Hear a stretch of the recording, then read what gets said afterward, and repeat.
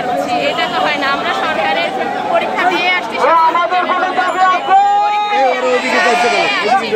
আসার পর যদি আমাদের আমাদের যে অধিকার আছে সেটাই যদি না পায়, তাহলে আমাদের সাথে কি এটা বৈষম্য করা হচ্ছে না?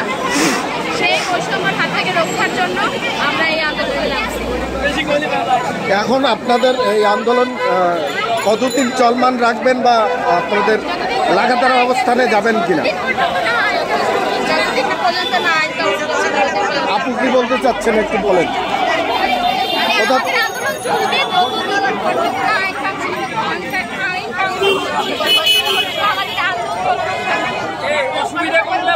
আমরা বলছি আপনাদের লাগাতার অবস্থান কর্মসূচিতে যাবেন আপনারা?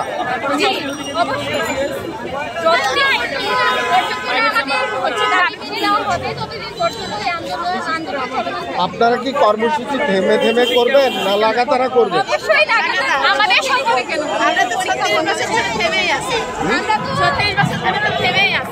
আপনার বয়স কত?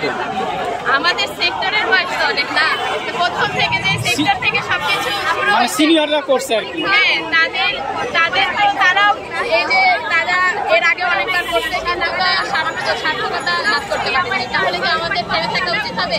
আমাদের আদায়, আমাদের অধিকার, আমাদের হেল্প করা যায়। হ্যাঁ, মানে এই আছে আপনাকে বের করতে হবে।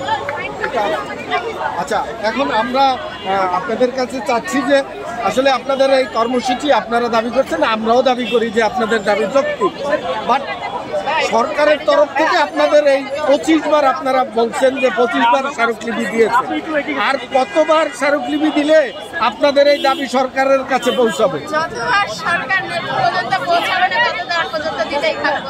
না পৌঁছানোর পিছনে তো একটা কারণ আছে, সেই কারণটা কি বলতে পারবেন আপনি? সেটা তো আমরা জানি না, সেটা সরকার জানে, কারণ ওনার কাছে পৌঁছানোর কথা ছিল। আমাদের জায়গায় থেকে তো আমরা চেষ্টা করছি, কিন্তু পৌঁছায় নাই। কেন পৌঁছায় নাই, তারা কেন কোনো মানে আমাদের ইয়েটা নিয়ে কোনো কথা বলেন নাই, বাস্তবায়ন করেন নাই, এটা তো তারা জানে, আমরা তো জানি না।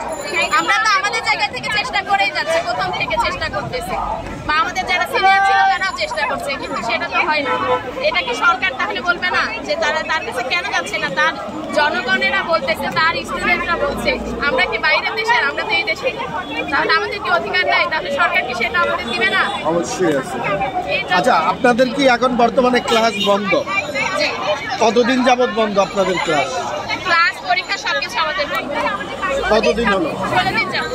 16 দিন। এটা আসলে কি সরকারের তরফ থেকে বন্ধ করা হয়েছে না আপনাদের? আমাদের তরফ থেকে